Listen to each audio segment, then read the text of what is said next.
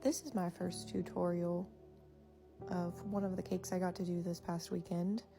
It is a giant macaron cake. So first I started with a single 8-inch layer.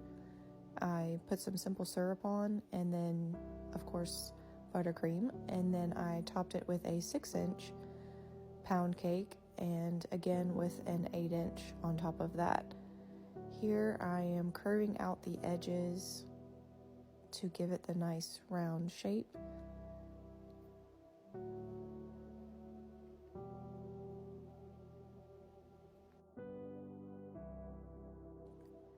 I take those carved pieces and add them to a bowl with a little bit of buttercream, and I mix that together really well so that I can form basically a giant cake pop.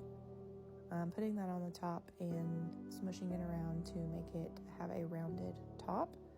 This is a good way to have less waste with some of those cake scraps. And here I am doing the crumb coat on the whole cake. And here's where I decided that it needed to be a little bit more round. Sometimes taking a step back once you add the icing kind of helps you see where you need to trim away any more extra pieces.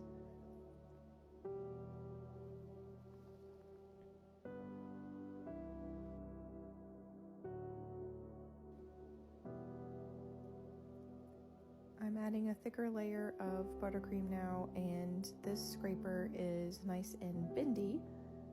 So this is what I usually use to do a curved cake. I have a hot pot of water that I keep beside me to heat up this little spatula, and use that to get the smooth edges of the buttercream with that added heat.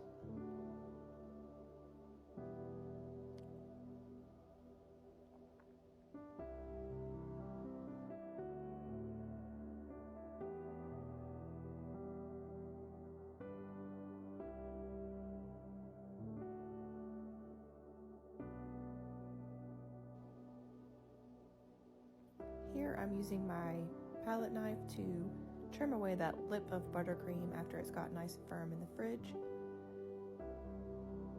And I do this technique where I run hot water over my hands, and I use it to smooth out any of those extra little ridges that I may have missed.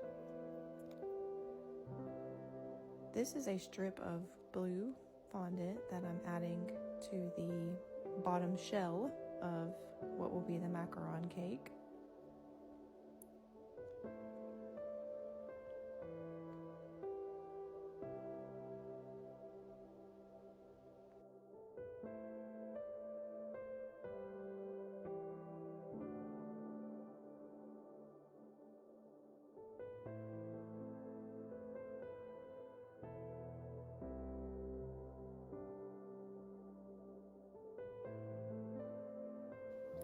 This is probably my favorite tool. It is a small palette knife, and I cannot find another one anywhere else. This is one of my most prized cake tools. As you can see, I got that bottom one covered, and soon I will be covering that top part to make the top shell of the macaron.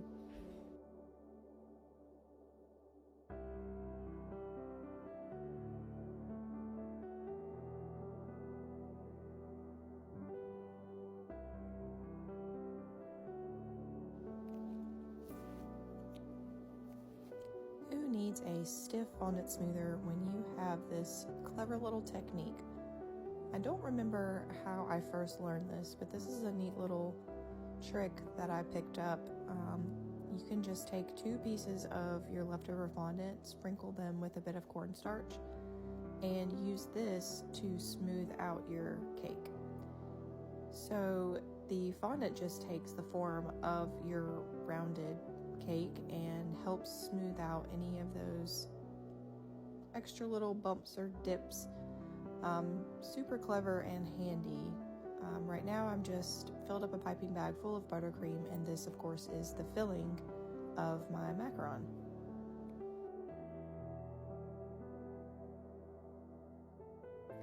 I put this back in the fridge to firm the buttercream up because I'm going to add the feet to my macaron pretty soon here. And I'm just doing the same technique I did before, where I ran hot water over my hands and smoothed out some of those lines of the buttercream. Here I took some of that extra fondant and I am rolling it in between my hands to make a nice long snake. And here I am squishing it down, super technical term there, to squish it down, flatten it out a bit. This is also another cool technique y'all might know, but you take some aluminum foil and you crumple it up and then you press that into your fondant, and this is going to give it that cool feet look. And it's a super quick, super easy way, and it helps it look even more realistic. And I just added a little bit of water to my fondant with a water pen. I believe they sell them at Hobby Lobby now, which is not fair because I feel like since I've been doing this for 14 years, I have acquired so much stuff from all the websites, and now Hobby Lobby has so many wonderful tools. I'm doing this again, of course, for the bottom section of my macaron, and again, just adding it here with a little bit of water.